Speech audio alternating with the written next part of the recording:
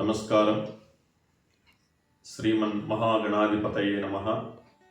శ్రీ మహాసరస్వత్యే నమః. శ్రీదత్త శరణం మమ. మాణిక్య వీణాముపలాలయంతి మదాలసాం మంజుల వాగ్విలాసాం మాహేంద్ర నీలద్యుతికోమలాంగీ మాతంగ కన్యాం మనసా స్మరామి అంటూ కాళిదాసు మహాకవి ఆ తల్లిని ప్రార్థన చేసి అమోఘమైనటువంటి కవితాశక్తిని పొంది వారు ఆ తల్లి యొక్క ఆరాధన చేసి ఉన్నారు. ఈ యొక్క మాఘమాసంలో రాజశ్యామల నవరాత్రులను మనం నిర్వహించుకోబోతూ ఉన్నాం. మాఘే మాసే సితే పక్షే శ్యామలా యాస్తు నవరాత్రకం తత్తార్చయేన్ మహాదేవి మాతంగీ మంత్రరూపిణి అని స్పష్టంగా శాస్త్రంలో చెప్పబడి ఉన్నది. అంటే ఈ యొక్క మాఘమాసం యొక్క శుక్లపక్షంలో నవరాత్రములు పాటిమి మొదలు నవమి వరకు కూడా రాజమాతంగి మంత్రస్వరూపిణి మంత్రిణీ శక్తి యొక్క నవరాత్రులు నిర్వహించుకోబోతూ ఉన్నాం. లలితాదేవి యొక్క దండినీ శక్తి వారాహిదేవి అయితే మంత్రిణీ శక్తి ఈ రాజశ్యామల. మనకందరకు కూడా దసరా నవరాత్రములు దుర్గా శరన్నవరాత్రులుగా ప్రసిద్ధములు.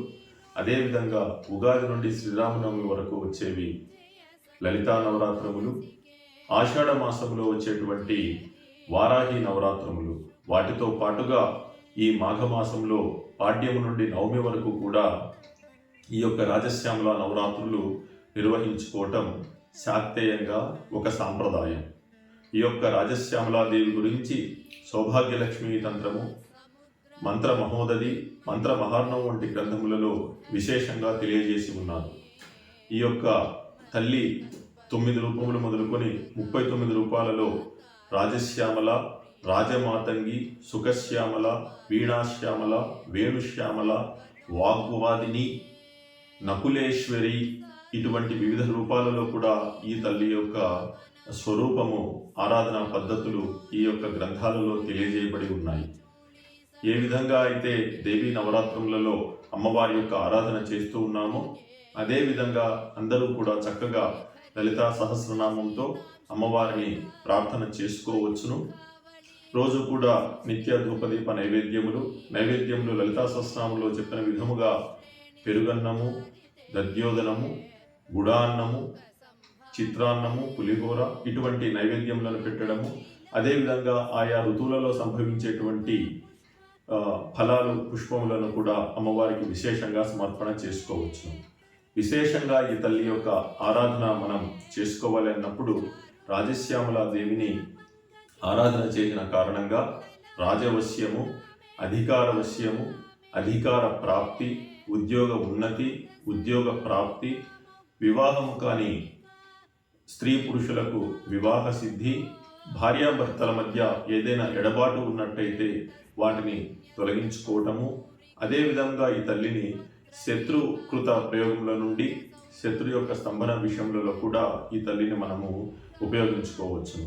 ఆరాధనా పద్ధతిని బట్టి ఆ యొక్క ఫలితము మనకు వస్తూ ఉంటుంది. లక్ష్మీ ప్రధాన సమయే నవవిద్రుమాభాం విద్యా ప్రధాన సమయే శరదిందు శుభ్రాం విద్వేషవర్గ విజయేతు తమాల నీలాం దేవీం త్రిలోక జననీం శరణం ప్రపద్యే అన్నారు. కాబట్టి అమ్మవారు లక్ష్మీదేవిని మనకు వసంగేటప్పుడు ఒక రూపంలో, విజ్ఞానాన్ని అందించేటప్పుడు చక్కగా ధవలవర్ణంతో తెల్లగా స్వచ్ఛంగా, ఈ విధంగా తల్లి ఒకటే అయినప్పటికీ కూడా మన కోరికను బట్టి ఆమె యొక్క స్వరూపం మారుతుంది. అదేవిధంగా రాజశ్యామల కూడా మంత్రినీ శక్తి కాబట్టి ఈమె వాక్కుకు అధిపతి. అక్కడ మనకు విద్యను అందిస్తుంది, సంగీత కళల పట్ల మంచి పటుత్వాన్ని అందజేస్తుంది, కవితా శక్తిని, కవితా ధారణ శక్తిని కూడా మనకు అందిస్తుంది. వాటితో పాటుగా ఈ విధమైనటువంటి రాజ అధికార వశీకరణము, భార్యాభర్త సఖ్యత ఇటువంటి ఫలితములన్నింటినీ కూడా ఈ తల్లి యొక్క ఆరాధన ద్వారా మనం పొందవచ్చును. మరి ఏ విధంగా ఈ తల్లిని చేసుకోవాలి అంటే, అవకాశం ఉంటే రాజశ్యామల యొక్క సహస్రనామములతో అమ్మవారిని ప్రార్థన చేయడము, లేదా కనీసము రాజశ్యామల యొక్క 16 నామములు ఉన్నాయి. సంగీత యోగిని శ్యామ, శ్యామల మంత్రనాయక, మంత్రిణీ సచివేశాని, ప్రధానేశి సుఖప్రియ, వీణావతి వేణికీచ, ముద్రిణీ ప్రికప్రియ, నీపప్రియా కదంబేసి కదంబ వనవాసిని అని ఈ తల్లిని ఈ 16 నామములతో కూడా ఆరాధన చేసుకోవచ్చును. 3 పూటలా కూడా ఆ తల్లిని ఆ విధంగా ఆరాధన చేసుకోవచ్చును. ఈ ఆరాధనకు మనం ఉపయోగించాలంటే ద్రవ్యములను చూసినట్లయితే మల్లె, జాజి, పున్నాగ, కలువ పుష్పములు, అదేవిధంగా కదంబములు, విశేషంగా కదంబములు, అదేవిధంగా మాఘమాసంలో మనకు మోదుగ చెట్లకు మోదుగ పువ్వులు విశేషంగా కనిపిస్తూ ఉంటాయి. చక్కటి సింధూర వర్ణములో ఈ యొక్క చిలుక యొక్క ముక్కులాగా వంగి ఉన్నటువంటి ఈ పుష్పములు చాలా విశేషమైనవి.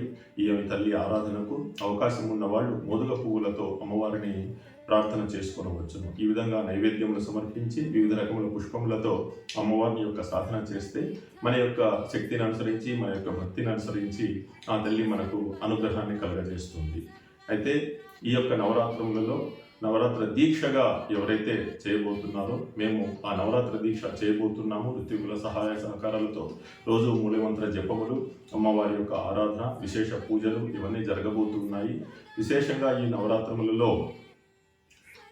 పంచమి రోజు మనం తీసుకున్నట్లయితే శ్రీ పంచమి అంటాము. సరస్వతి యొక్క పూజ మనమందరం చేయడం అలవాటు.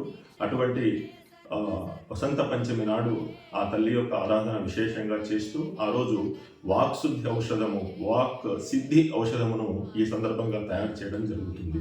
యాలకులు, లవంగాలు, గోరోజనము, కచ్చూరి ఇటువంటి విశేషమైనటువంటి 32 ద్రవ్యములతో ఈ యొక్క సిద్ధి ఔషధము తయారు చేయడం జరుగుతుంది. విద్య కావలసిన వాళ్ళు ఈ యొక్క ఔషధాన్ని స్వీకరించినట్లయితే చక్కటి విద్య, మంచి వాగ్ధాటి కూడా ఏర్పడే అవకాశం ఉంటుంది. దానితో పాటుగా ఈ రాజశ్యామల యొక్క విశేషము, రాజశ్యామల యొక్క ఆకర్షణ వశీకరణ తిలకము. దీనిని సహజంగా ఆకర్షణ ద్రవ్యములైనటువంటి గోరోజనము, కుంకుమ పువ్వు, యాలకులు, లవంగాలు, అదేవిధంగా కుంకుమ, పచ్చకర్పూరము, ఇంకా మూలికలలో నల్ల ఉమ్మెత్త, గన్నేరు ఇటువంటి ద్రవ్యములను సేకరించి వాటన్నింటినీ కూడా మంత్ర సంపుటితము చేసి వాటి ద్వారా ఈ యొక్క తిలకమును తయారు చేయడం జరుగుతుంది. అదేవిధంగా రాజశ్యామల యొక్క రక్షా కంకణములు, రాజశ్యామల రక్షా యంత్రములను కూడా తయారు చేసి నవరాత్రులలో అమ్మవారి యొక్క పూజ గురించి భక్తులకు అందజేయడం జరగబోతున్నది.